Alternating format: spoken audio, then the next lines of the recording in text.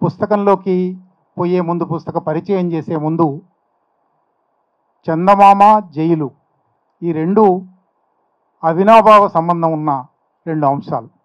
జైలులో ఉన్న ప్రతి ఒక్కరూ చందమామను అయితే చూడకుండా ఉండలేరు. ఒకవేళ చందమామను చూడలేకపోయినా వెన్నెలను చూడకుండా ఉండలేరు.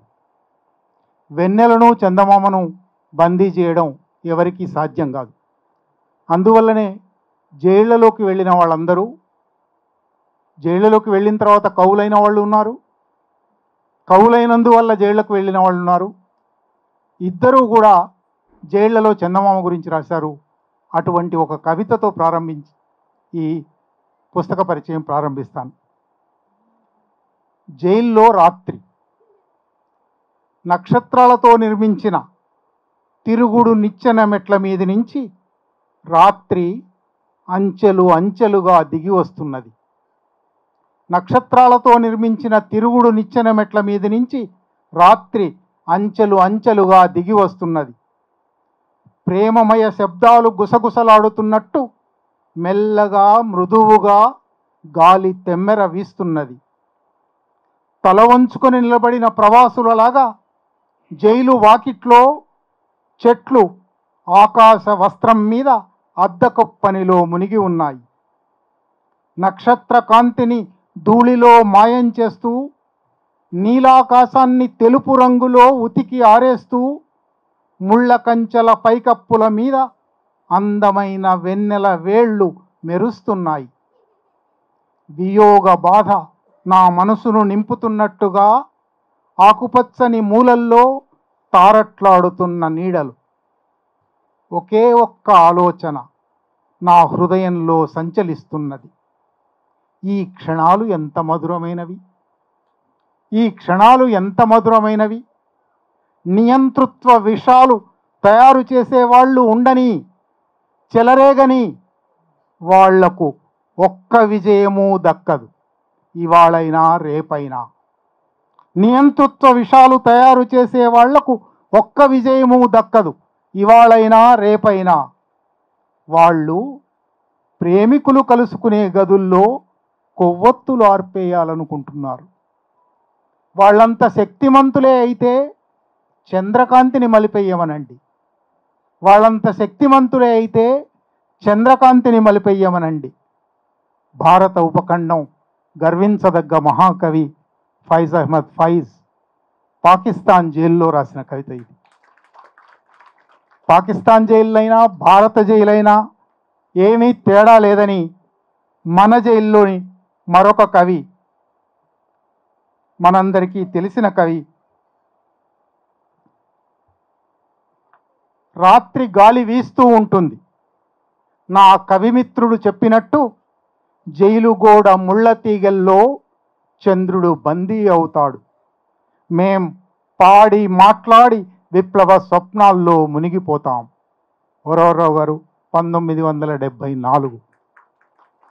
1974లో జైల్లో చంద్రుడి గురించి, ముళ్ళ తీగల్లో చిక్కిన చంద్రుడి గురించి రాసిన కవి 2025లో కూడా అదే చంద్రుడి గురించి, అదే ముళ్ళ తీగల గురించి, అదే నిర్బంధం గురించి రాసే పరిస్థితిలో మనం ఉన్నాం.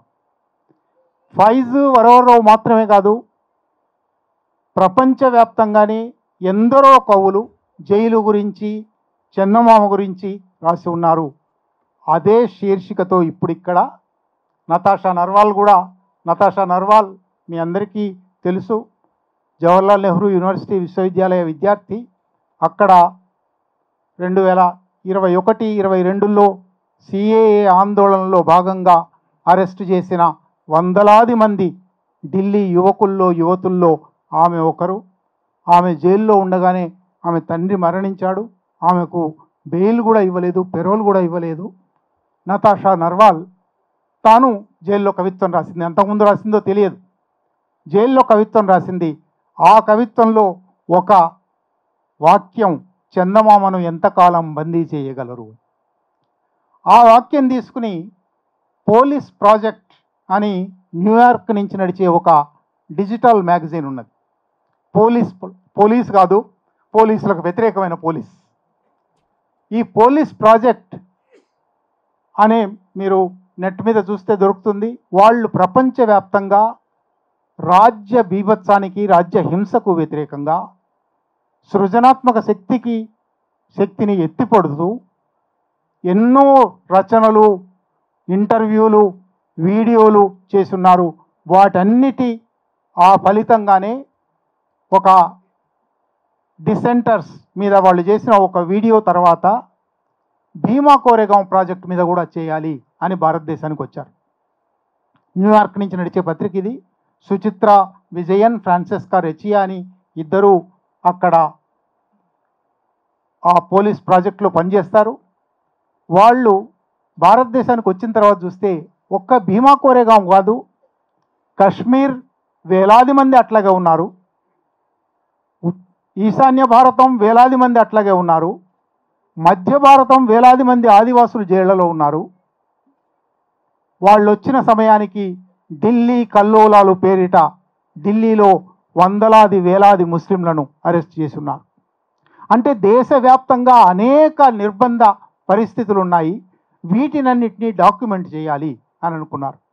2014 మేలో నరేంద్ర మోడీ, నేను చాలాసార్లు నరేంద్ర హిట్లర్ అనో లేదా అడాల్ఫ్ మోడీ అనో అంటూ ఉంటాను. నిజానికి నరేంద్ర మోడీ అనేవాడు లేడు, అడాల్ఫ్ మోడీ ఉన్నాడు. ఈ అడాల్ఫ్ మోడీ పాలనలో ఎంత నిర్బంధం జరుగుతూ ఉన్నది, ఎన్ని వేల మంది అరెస్ట్ అయి ఉన్నారు, ఎన్ని వేల మంది తప్పుడు కేసులలో అరెస్ట్ అయి ఉన్నారు అని ఒక డాక్యుమెంటేషన్ ప్రారంభించారు. ఆ డాక్యుమెంటేషన్ 2 సంవత్సరాలు సాగింది. వాళ్ళు 2020-21లో వచ్చారు.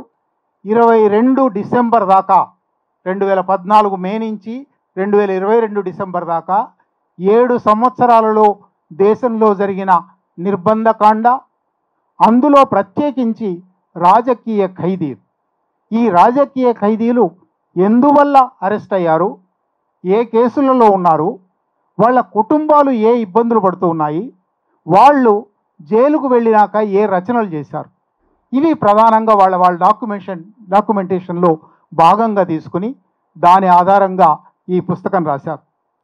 అసలు ఈ రాజకీయ ఖైదీలు, అందుకే దీని ఉపశీర్షిక భారతదేశ రాజకీయ ఖైదీల గొంతుకలు. దేశంలో గాంధీ ఎప్పుడో 1930లోనే అన్నాడు, ఒక దేశం పరిస్థితి ఏమిటో తెలియాలంటే ఆ దేశంలో జైళ్ళు ఎట్లా ఉన్నాయో చూడాలి అని. భారతదేశంలో జైళ్ళు ఇవాళ ఒక బ్రహ్మాండమైన ఉదాహరణ. 2022 నాటి లెక్కలే, నేషనల్ క్రైమ్ రికార్డ్స్ బ్యూరో అని ఉంది, వాళ్ళు ప్రతి సంవత్సరం లెక్కలు విడుదల చేస్తుంటారు. వాళ్ళు ఎన్సీఆర్బి ఇచ్చిన లెక్కలు 2022 డిసెంబర్ 31 నాటి లెక్కలు, తర్వాత లెక్కలు లేవు. ఈ మోడీ ప్రభుత్వం వచ్చిన తర్వాత చాలా విషయాలలో సమాచారం అడిగితే మా దగ్గర సమాచారం లేదు అని ఇస్తున్నారు వాళ్ళు. అందువల్లనే 2022 డిసెంబర్ నాటి సమాచారమే తాజా సమాచారం. ఆ సమాచారం ప్రకారం 5,73,000 మంది భారతదేశపు జైళ్లలో ఉన్నారు. ఈ 5,73,000 మందిలో 4,50,000 మంది, అంటే 75%, 175 మంది విచారణలో ఉన్న ఖైదీలు. వాళ్ళ విచారణ జరగలేదు, నిస్సందేహమైన సాక్ష్యాధారాలతో according to the procedure established by law వాళ్ళకు ఒక శిక్ష పడలేదు. శిక్ష పడకుండా 1 సంవత్సరం, 2 సంవత్సరాలు, 3 సంవత్సరాలు మాత్రమే కాదు, 17 సంవత్సరాలు జైల్లో ఉండి నిర్దోషిగా విడుదలైన వాళ్ళు ఉన్నారు. నిజానికి ఇవాళ మనం ఈ జూన్ 11న మాట్లాడుకుంటున్నాం కదా. జూన్ 6, 2018 భీమా కోరేగాం కేసులో మొదటి అరెస్టులు జరిగాయి. సురేంద్ర గాడ్లింగ్ అనే నాగ్పూర్ న్యాయవాది తన జీవితం అంతా 25 ఏళ్ల పాటు వేలాది ఆదివాసుల కేసులు వాదించిన వాడు, వందలాది వేలాది ఆదివాసులను బయటికి తీసుకొచ్చిన వాడు. ఆయన 2018 జూన్ 6న అరెస్ట్ అయితే ఇవాళకి 7 సంవత్సరాల వారం రోజులుగా జైల్లో ఉన్నాడు. విచారణ ప్రారంభం కాలేదు, ఇంకా శిక్ష పడడం సంగతి వదిలిపెట్టండి. విచారణ ఎప్పటికి ఇంకా దశాబ్దాలు పడుతుందో తెలియదు. ఆయనతో పాటే మహేష్ రౌత్ అయితే ఇప్పుడు 27-28 సంవత్సరాల కుర్రవాడు. ప్రైమ్ మినిస్టర్ రీసెర్చ్ ఫెలోషిప్ అనే ఒక రీసెర్చ్ ఫెలోషిప్ కింద ఆదివాసీ ప్రాంతాలలో రీసెర్చ్ చేయడానికి వెళ్ళాడు. రీసెర్చ్ స్కాలరు అక్కడ పనిచేస్తున్నందువల్ల, ఆదివాసీ రీసెర్చ్ స్కాలర్లో పనిచేసినందువల్ల ఆదివాసుల సమస్యలు ఎంత తీవ్రంగా ఉన్నాయో అర్థమైంది. అందుకోసం ఆదివాసుల సమస్యలు పరిష్కరించడానికి సాగుతున్న ఉద్యమాలకు మద్దతు తెలపడం ప్రారంభించాడు. 2018 జూన్ 6న అరెస్ట్ చేశారు. 7 సంవత్సరాలుగా జైల్లో పెట్టారు. అట్లా దేశవ్యాప్తంగా రాజకీయ ఖైదీలే కొన్ని లక్షల మంది ఉన్నారు. మధ్య భారత అరణ్యాలలో ఆదివాసులను కుప్పలుగా 100 మంది, 200 మంది, 300 మంది, 500 మంది ఒక కేసులో ఉంటారు. అరెస్ట్ చేశారు. 3 సంవత్సరాలు, 5 సంవత్సరాలు దాదు ఫిర్యాదు లేదు. అందుకే అసలు ఈ రాజకీయ ఖైదీలు అనే మాట ఎప్పుడో వలస వ్యతిరేక జాతీయోద్యమంలో రాజకీయ ఖైదీలు ఉన్నారు. నెహ్రూ సుదీర్ఘకాలం జైల్లో ఉన్నాడు, గాంధీ జైల్లో ఉన్నాడు. కానీ 1947 తర్వాత కూడా ఇట్లా జైల్లో ఉండడం, 1975, 77లో ఎమర్జెన్సీలో ఇట్లా రాజకీయ కారణాల వల్ల, తమ అభిప్రాయాల వల్ల, భావజాలాల వల్ల జైల్లోకి వెళ్ళి 1,00,000 మందిని ఇందిరాగాంధీ జైల్లో పెట్టింది. ఎమర్జెన్సీ అయిపోయిన తర్వాత ఆనంద్ పట్వర్ధన్ గారు మొదటిసారి వీళ్ళకు ఒక మాట ఇచ్చారు. ప్రిజనర్స్ ఆఫ్ కాన్షియన్స్ అన్నారు. వాళ్ళ అంతరాత్మ వల్ల వాళ్ళ ఖైదీలు, వాళ్ళ భావాల వల్ల, వాళ్ళ అభిప్రాయాల వల్ల. నిజానికి ఇవాళ చాలామంది అంతరాత్మలు చంపుకొని ఉన్నాం కాబట్టి అంతరాత్మ ఖైదీలు అనే మాటకు కూడా మనకు అర్థం తెలియదు. వాళ్ళ అంతరాత్మ సామాజిక న్యాయం కోరింది, వాళ్ళ అంతరాత్మ సమానత్వం కోరింది, వాళ్ళ అంతరాత్మ స్వేచ్ఛ, సమానత్వం, సౌభ్రాతృత్వం అనే ఆదర్శాలు రాసుకున్నాము, అవి అమలు కావడం లేదేమిటి అని అడిగింది. ఈ అంతరాత్మ ఖైదీలు ఏమనుకుంటున్నారు? 2014 నుంచి 2022 మధ్య ఈ పుస్తకం చెప్పడానికి ప్రయత్నం చేస్తుంది. రాజకీయ ఖైదీలంటే ఏమిటి? ప్రగతిశీల ప్రజాస్వామిక సమాజం అని చెప్పుకునే వాటి మూలాలను ప్రశ్నించే అన్ని నేరాలకు రాజకీయ ఖైదీ అనే పేరు వర్తిస్తుంది. ప్రస్తుత అధికార సంబంధాలను, యథాతథ స్థితిని రాజకీయ ఖైదీలు ప్రశ్నిస్తారు. నిజానికి ఆశ్చర్యం వేస్తుంది. యథాతథ స్థితిని ప్రశ్నిస్తే ఖైదీ అవుతావా? యథాతథ స్థితిని ప్రశ్నిస్తే బంధిస్తావా? యథాతథ స్థితిని ప్రశ్నించకుండా మానవ సమాజ పురోగతి లేదు. ఈ ఉన్నది బాగలేదు, ఇది మారాలి, కొత్తది రావాలి అని అనుకోకపోతే మనిషి ఇక్కడి దాకా వచ్చుండేవారే కాదు. కానీ ఏ పాడు కాలం దాపురించిందంటే యథాస్థితిని ప్రశ్నిస్తే రాజకీయ ఖైదీ అవుతాం. యథాస్థితిని ప్రశ్నించినందుకు, ప్రస్తుత అధికార సంబంధాలను, యథాతథ స్థితిని రాజకీయ ఖైదీలు ప్రశ్నిస్తారు. నియంతృత్వ ధోరణులను, అన్యాయాన్ని ఎదుర్కొంటారు. ఏ హక్కులు లేని వాళ్ళ పక్షాన నిలబడతారు. వాళ్ళ ఆలోచనలే నేరం, ఆలోచనలే నేరం. ఇది 2014 తర్వాత మరింత ఎక్కువగా ఈ పుస్తకంలో పదే పదే చెప్పారు. ఇదే మొదటిసారి జరుగుతుందని మేము అనడం లేదు. భారతదేశంలో 47 నుంచి ఇటువంటి పరిస్థితి ఉంది. కానీ 2014 తర్వాత ఇది గుణాత్మకంగా మారింది. ఆలోచించడమే నేరం అనే మాట దగ్గరకు వచ్చింది. ఇది మీ అందరూ వినున్నారు. జస్టిస్ ఎంఆర్ షా అనే ఒక మహా ఘనత వహించిన న్యాయమూర్తి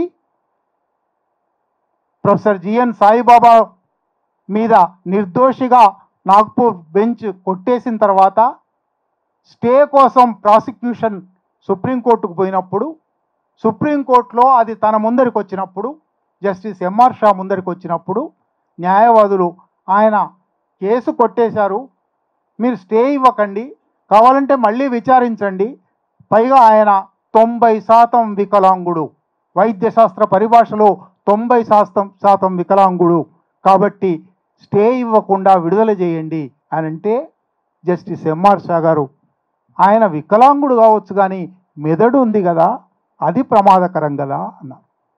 ఇది న్యూ నార్మ్ అంటారు. భారతదేశంలో ఇవాళ మెదడు ఉండడం నేరం, ఆలోచించడం నేరం. ఆలోచించినందుకు ఇక్కడ వాళ్ళ ఆలోచనలే నేరం. ఆలోచించడం, కార్యాచరణకు దిగటం, మాట్లాడటం, హక్కుల కోసం పోరాడడం, తమ ఇళ్లను కాపాడుకోవడం, అంతిమంగా తమ పౌర విధులను నెరవేర్చడం నేరంగా మారుతుంది. అటువంటి నేరమయ ప్రపంచం, ఒక సరైన జీవన ప్రవర్తనను నేరంగా గుర్తించే సమాజం. అన్యాయపూరిత ఈ నేపథ్యంలో నిరసన అనేది దేశద్రోహం అవుతుంది, వ్యతిరేకత అనేది కుట్ర అవుతుంది. ఇవాళ అర్బన్ నక్సల్ అనే ఒక మాట చేర్చారు. ఆ అర్బన్ నక్సల్ మీ అందరికీ తెలుసు. గిరీష్ కర్నాడ్ గారు చనిపోయే ముందు నాను అర్బన్ నక్సల్ అని మెడలో వేసుకొని నిలబడ్డారు. అర్బన్ నక్సల్ అనే మాట ఎంత గిరీష్ కర్నాడ్ గారు వెళ్ళిపోయారు, కానీ ఆ తర్వాత ఎంత దూరం వచ్చిందంటే Congress manifesto urban Naxal manifesto, Rahul Gandhi urban Naxal, Congress ముక్త్ భారత్ తెస్తాము, మావోయిస్ట్ ముక్త్ భారత్ తెస్తాము. చివరికి మొన్న జనవరి 30న గాంధీ హత్య జరిగిన రోజు గాంధీ ముక్త్ భారత్ దేవలసి ఉంది. ఎక్కడి నుంచి ఎక్కడికి వచ్చింది భారతదేశం? 2014 నుంచి 2022 వరకు ఈ పుస్తకం భారతదేశం ఎక్కడి నుంచి ఎక్కడికి వచ్చిందో చూపెడుతుంది. అనేక దృష్టాంతాల ద్వారా, అనేక ఉదాహరణల ద్వారా. ఆ ఉదాహరణలు అవన్నీ అంత వివరంగా మాట్లాడే అవకాశం లేదు, కానీ పుస్తకం స్థూలంగా మీకు పరిచయం చేయడానికి ప్రయత్నం చేస్తాను. ఈ పుస్తకంలో 7 అధ్యాయాలు ఉన్నాయి. అరెస్టుల కాలం, నిరసనలపై కొరడా, అబద్ధాల కర్మాగారం, పోరాడుతున్న ప్రజలు, చిన్న చిన్న విషయాలు, భారతదేశ రాజకీయ ఖైదీల గొంతుకలు, నిందితులుగా పేర్కొన్న పేర్లు. ఏమిటి 7 అధ్యాయాల్లో వీళ్ళు చెప్పడానికి ప్రయత్నం చేసింది? మొట్టమొదటిది అరెస్టుల కాలం. నేను చెప్పాను, వాళ్ళు భీమా కోరేగాం కేసు గురించి అధ్యయనం చేయడానికి వచ్చారు. భీమా కోరేగాం కేసును అధ్యయనం చేసే క్రమంలో ఇది ఒక్క కేసు మాత్రమే కాదు, దేశంలో ఇటువంటి అనేక కేసులు ఉన్నాయి. ముఖ్యంగా ఢిల్లీ కల్లోలాలు అనే పేరుతో వందలాది మంది ముస్లింలను అరెస్ట్ చేశారు. ముస్లింలను, ఆదివాసులను, దళితులను, మావోయిస్టులను. నిజానికి మాతో లేకపోతే వాళ్ళతో ఉన్నట్టే అని బుష్ అన్నట్టుగా ఇవాళ మోడీ షాలు అంటున్నారు, మాతో లేకపోతే వాళ్ళతో ఉన్నట్టే అని.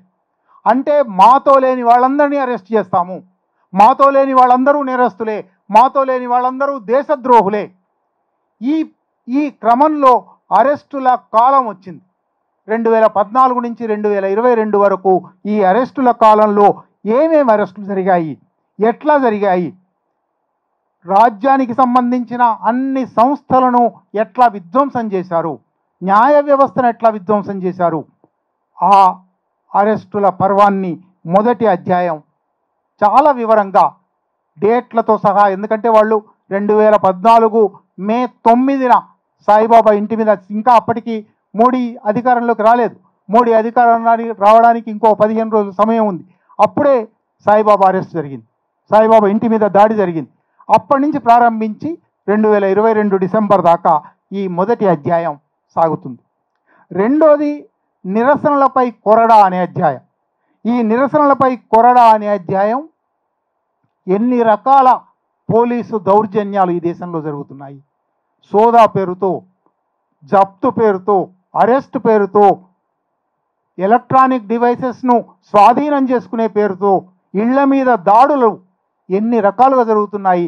ఆ తర్వాత తప్పుడు కేసులు, అందులోనూ అన్లాఫుల్ యాక్టివిటీస్ ప్రివెన్షన్ యాక్ట్, చట్ట వ్యతిరేక కార్యకలాపాల నిరోధ చట్టం అనే ఒక చట్టం. నిజానికి ఎంత చట్ట వ్యతిరేకమైన చట్టం అంటే అది, ఆ చట్టం ప్రకారం బెయిల్ ఇవ్వడానికి వీల్లేదు. ఆ చట్టం ప్రకారం ఒకసారి ఆ చట్టం కింద మీరు అరెస్ట్ అయితే కేసు పూర్తయ్యే వరకు ప్రాసిక్యూటర్ ఆమోదిస్తే తప్ప బెయిల్ ఇవ్వకూడదు. న్యాయమూర్తి చేసిన ఆరోపణలు నిజమే అని తన బుర్రకు తోస్తే దాని సాక్ష్యం అక్కర్లేదు, విచారణ అక్కర్లేదు. పాత రోజుల్లో ఇండియన్ జ్యూరిస్ప్రుడెన్స్, ఇంతకుముందే చెప్పినాను, నిస్సందేహమైన సాక్ష్యాధారాలు, beyond any reasonable doubt, procedure laid out by established by లా.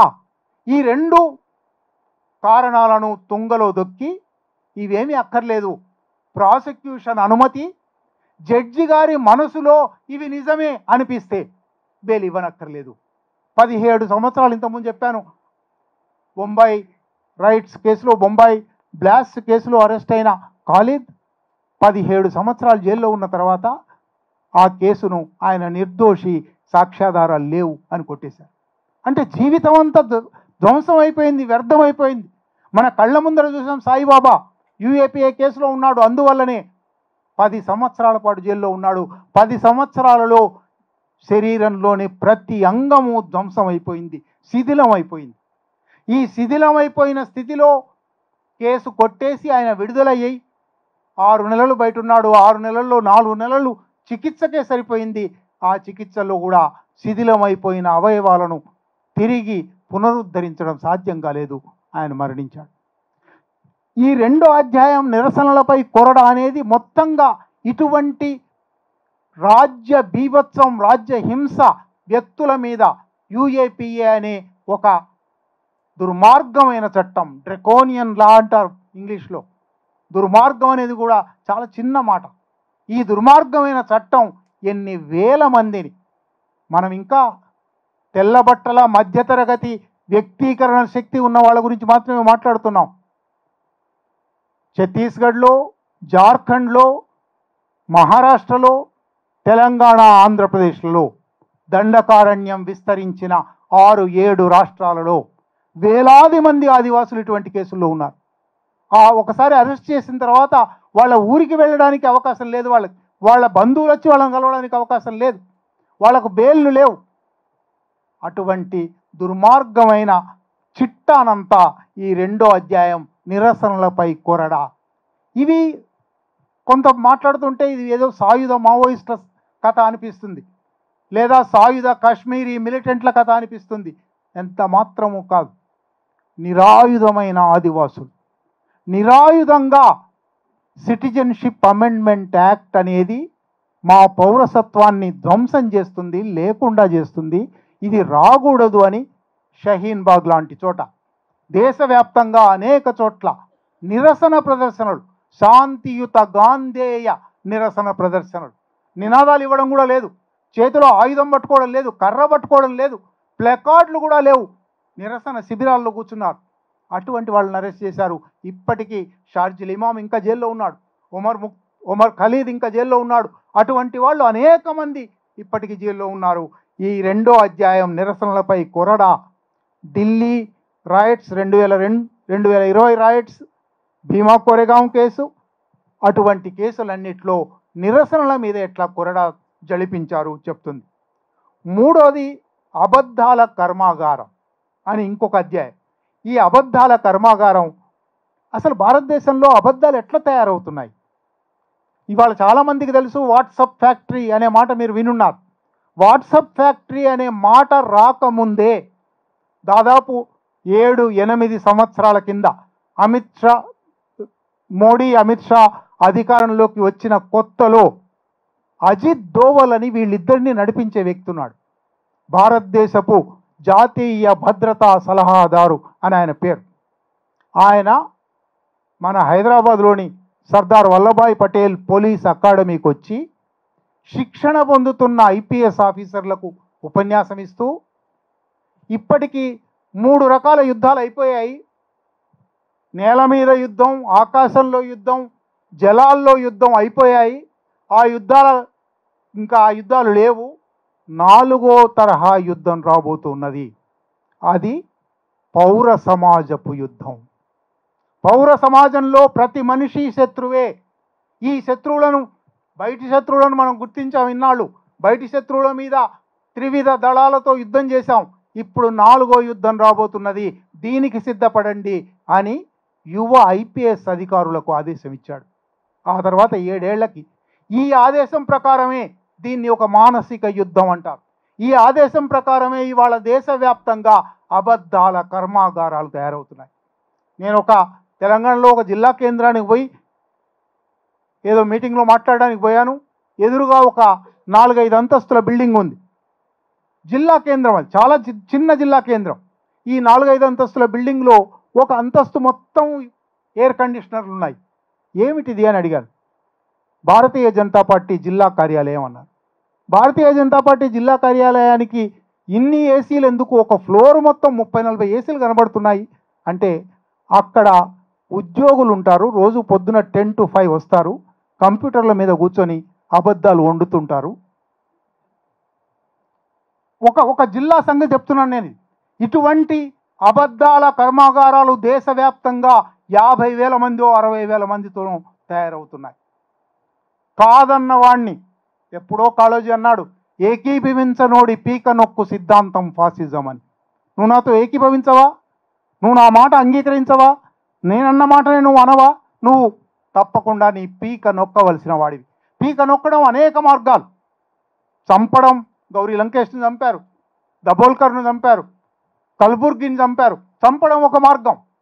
చంపడం కన్నా చాలా ఒక రేంజ్ ఆఫ్ హత్యాకాండాలు ఉన్నాయి. అబద్ధాల హత్యాకాండ, దుష్ప్రచారాల హత్యాకాండ, వ్యక్తిత్వ హననాల హత్యాకాండ, గాయపరిచే హత్యాకాండ, కుటుంబాలను భయపెట్టే హత్యాకాండ, ఇటువంటి అనేక హత్యాకాండల అబద్ధాల కర్మాగారాలు సాగుతూ ఉన్నాయి. అది ఒక అధ్యాయం చెప్తుంది.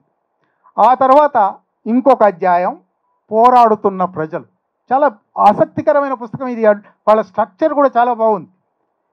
పోరాడుతున్న ప్రజలు ఏమిటంటే, జైళ్ళలో ఉన్నవాళ్ళు జైల్లో ఉంటారు. వాళ్ళకేమి రోజుకు 7 గంటలు 8 గంటలు బ్యారక్లో నుంచి బయటికి తీసుకొస్తారు. మిగిలిన 16 గంటలు బ్యారక్లో ఉండాలి. చదువుకుంటే చదువుకుంటారు, ఆడుకుంటే ఆడుకుంటారు, లేదా పిచ్చి వాళ్ళు అయిపోతారు. కానీ వాళ్ళ కుటుంబాలు ఉన్నాయి కదా బయట, వాళ్ళు ఏం చేస్తూ ఉన్నారు? వాళ్ళ జీవితం ఎట్లా సాగుతూ ఉన్నది? వాళ్ళను సమాజం ఎట్లా చూస్తూ ఉన్నది? వాళ్ళను హైదరాబాదులో తప్పుడు కేసులో అరెస్ట్ అయిన ఇస్లామిక్ టెర్రరిస్టులు అనే పేరుతో తప్పుడు కేసులు అరెస్ట్ అయిన అనేక మంది యువకులను వెంటనే ఇళ్లలో నుంచి ఖాళీ చేయించారు. ఇళ్లలో నుంచి ఖాళీ చేయించడం మాత్రమే కాదు, వాళ్ళ పిల్లలు చదువుకుంటున్న స్కూళ్ళలో టెర్రరిస్ట్కే బచ్చే అని అవహేళన చేశారు. పిల్లల చదువులు ధ్వంసం అయిపోయాయి. కుటుంబాలకు ఏమవుతుంది? ఇది ఒక్కసారి ఆలోచించండి. ఈ అధ్యాయం పోరాడుతున్న ప్రజలు అని టైటిల్ పెట్టారు. పోరాడుతున్న ప్రజలు నిజంగా కుటుంబాల వాళ్ళు. తమ ఆత్మ బంధువు, తమ కుటుంబ సభ్యుడు, తమ కుటుంబ సభ్యురాలు జైల్లో ఉన్నందుకు వాళ్ళను కలవాలి, వాళ్లకు న్యాయ సహాయం చేయాలి, వాళ్ళ న్యాయవాదుల చుట్టూ తిరగాలి, వాళ్లకు డబ్బులు సమకూర్చుకోవాలి. వాళ్లే బ్రెడ్ విన్నర్లు అయితే తమ జీవితాలు గడపడానికి బ్రెడ్ సంపాదించుకోవాలి. ఇవి మాత్రమే కాదు, అవమానాలు భరించాలి. నిజంగా పోరాడుతున్న ప్రజలు వాళ్ళు. అది ఒక అధ్యాయం. దాని తర్వాత అధ్యాయం ఇంకా ఆశ్చర్యకరమైనది, ఇంకా ఆసక్తికరమైనది. చిన్న చిన్న విషయాలు అన్నారు. ఏమిటి చిన్న చిన్న విషయాలు? జైలు నుంచి విడుదలై వచ్చిన వాళ్ళ దగ్గరికి పోయారు. మీకు జైలు జ్ఞాపకం ఏమన్నా చిన్న వస్తువు ఉందా అని అడిగారు. జైల్లో ఉన్న వాళ్ళ కుటుంబాల దగ్గరికి పోయారు. మీ కుటుంబ సభ్యులు అరెస్ట్ అయ్యి జైల్లో ఉన్నారు కదా, ఆయన జ్ఞాపకం ఏమిటి, ఆమె జ్ఞాపకం ఏమిటి మీ దగ్గర అని అడిగారు. చాలా చిన్న విషయాలు ఇవి. కానీ ఏళ్లుగా దూరం అయిపోయి ఉన్న మనిషి గురించి ఏమి తలుచుకోవాలి? ఏ జ్ఞాపకం వాళ్ళను నిత్యము మనలో నిలబెడుతుంది? లేదా వాళ్ళు జైలు నుంచి వచ్చిన తర్వాత ఆ జైల్లో వాడిన పెన్ను, ఆ జైల్లో వాడిన కళ్ళజోడు, ఆ జైల్లో చదివిన పుస్తకం, ఇటువంటి చిన్న చిన్న విషయాల మీద ఈ అధ్యాయం. ఆ తర్వాత ముఖ్యమైన అధ్యాయం, నిజానికి దీనికి ఉపశీర్షికగా ఉన్న భారతదేశ రాజకీయ ఖైదీల గొంతుకలు. ఇది ఒక 30 మంది, నేను ఇంతకుముందే చెప్పాను, 17 మంది జైల్లోకి వెళ్తే ఎంత అప్పటి వరకు సృజన శక్తి లేని వాళ్ళు కూడా తప్పనిసరిగా సృజనాత్మక కళాకారులుగా, కవులుగా, రచయితలుగా మారుతారు. ఇది ప్రపంచవ్యాప్తమైన అనుభవం. ఎందుకంటే ఒకటి, సమయం దొరుకుతుంది. రోజుకు చాలా ఆశ్చర్యంగా ఉంటుంది జైలు జీవితం. మన 24 గంటలు మనకు బయట ఉంటుంది కదా, లోపల 24 గంటలు ఉండవు. లోపల 8 గంటల పగలు, 16 గంటల రాత్రి. ఏమిటిది? పొద్దున లేవగానే ఒక బ్రేక్ఫాస్ట్ ఇస్తారు, 11ంటికి లంచ్ అంటారు, 4ంటికి డిన్నర్ పెట్టేస్తారు. ఎందుకంటే పొద్దున 7ంటికి బ్యారక్ తాళం తెరవాలి, సాయంత్రం 5ంటికి బ్యారక్ తాళం వేయాలి. మీ జీవితం మొత్తం ఈ 8 గంటల్లో కుదించుకోవాలి. మిగిలిన 16 గంటలు ఎప్పుడు లైట్ వెలుగుతూ ఉంటుంది, లైట్ తీసేయరు. ఎందుకంటే ఖైదీలు ఆత్మహత్య చేసుకుంటారేమో అని కాపాడడానికి వెలుగు ఉండాలి. ఈ వెలుగు వల్ల వాళ్ళు నిద్ర కూడా పోలేరు. ఈ వెలుగు వల్ల బ్యారక్లో ఉండే విపరీతమైన రష్ వల్ల భారతదేశంలో, నేను ముందర గణాంకాలు చెప్పేటప్పుడు మర్చిపోయాను, 2021లో భారతదేశంలో 1300 జైళ్ళు ఉండేవి. 2025లో 1400 జైళ్ళు అయ్యాయి. 4 సంవత్సరాల్లో 100 జైళ్లు పెరిగాయి. అయినప్పటికీ మీరు ఏ జైలుకైనా వెళ్ళండి, ఓవర్ కెపాసిటీ. 1000 మంది ఉండవలసిన జైల్లో 1500 మంది, 2000 మంది ఉంటారు. అందువల్ల వ్యక్తులకు, లోపల ఉండే ఖైదీలకు ఒక నిరంతర అంతర్మథనం సాగుతూ ఉంటుంది, ఆలోచన సాగుతూ ఉంటుంది. ప్రతి విషయము, ప్రతి చిన్న విషయం. జైల్లోకి పోయినప్పుడు మీలో ఎవరైనా జైలుకు వెళ్ళారో లేదో తెలియదు. జైలుకు వెళ్తే దినపత్రిక మ్యాజిస్ట్రేట్ దగ్గర నుంచి ఎడిటెడ్ ప్రింటెడ్ దాకా చదువుతారు. చదవక తప్పదు, అంత అవకాశం. ప్రతి పుస్తకము మొదటి నుంచి చివరి దాకా వివరంగా చదువుతారు. అందువల్లనే విపరీతమైన ఆలోచన సాగుతుంది, అందువల్లనే విపరీతమైన సృజన కూడా జరుగుతుంది. జైలులోకి వెళ్ళిన ప్రతి ఖైదీ అటువంటి ఒక రచన చేశారు. వీళ్ళు ఇక్కడ ఒక 17 మంది రచనలు తీసుకొని, దానిలో వచన రచనలు ఉన్నాయి, కవితా రచనలు ఉన్నాయి, ఉత్తరాలు ఉన్నాయి, అనేకమైనవి. వాటిని కూడా ఇక్కడ భాగం చేశారు. ఒక్క రచన మాత్రం, వాటిలోంచి ఒక్క రచన మాత్రం మీకు చదివించి ముగిస్తాను. ఇది గుల్ఫీ షా ఫాతిమా అని మీరందరూ పేరు వినే ఉంటారు. ఢిల్లీ రైట్ సందర్భంగా అరెస్ట్ అయింది, ఇప్పటికీ ఇంకా జైల్లోనే ఉంది. ఆమె 2022 మే 24 రాత్రి వర్షం పడుతోంది. మెలకువగా ఉన్న నేను ఈ వాక్యాలను వెంటనే కాగితం మీద పెట్టాను అని నోట్ కూడా రాసింది. నిన్న కాళరాత్రి వేళలో అమాయక గాలులు ప్రియతముల ప్రతిధ్వనులై చెరసాల తలుపులను తట్టి పిలిచాయి. మెరుపులు ఉరుములు కూడా మా విడుదల కోరుతూ మళ్ళీ మళ్ళీ గర్జిస్తున్నాయి. విఫల ప్రయత్నాల తర్వాత లేత కొమ్మలు విలపిస్తున్నాయి. చిరుజల్లుల కన్నీళ్లు ధారాపాతంగా కారుతూ పుడమి ఢంకాను మోగిస్తున్నాయి. ఫిర్యాదుల గొంతులను ఎలుగెత్తి వినిపిస్తున్నాయి. కానీ చెవిటి పాములు పడగ విప్పి విషపూరిత కోరలు చాచి నాట్యం చేస్తూనే ఉన్నాయి. అయినా నిన్న కాళరాత్రి వేళలో పీడిత తాడిత ప్రజలు తమ పిడికిళ్ళు ఎత్తే నిలబడ్డారు.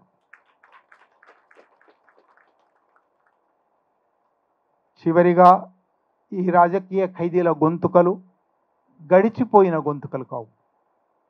2014, 2022 అని దీని మీద తేదీలు ఉంటే ఉన్నాయేమో కానీ ఇవాల్టికి ఈ ఖైదీలలో చాలామంది ఇంకా జైళ్లలో ఉన్నారు. ఈ ఖైదీలలో చాలామంది జైళ్లలో ఉండడం మాత్రమే కాదు, ఆపరేషన్ కగార్ పేరుతో, నేను ఇంతకుముందే చెప్పాను, హత్యాకాండకు ఒక రేంజ్ ఉన్నది.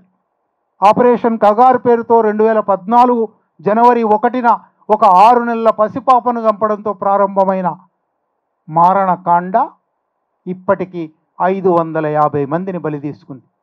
ఈ 550 నిజంగా రాజకీయ ఖైదీలు కాదగిన వాళ్ళు. రాజకీయ ఖైదీలు అయితే దశాబ్దానికో 2 దశాబ్దాలకో విడుదలవుతారనే ఒక నమ్మకమైనా ఉండేది, కానీ ఇప్పుడు వాళ్ళు లేరు.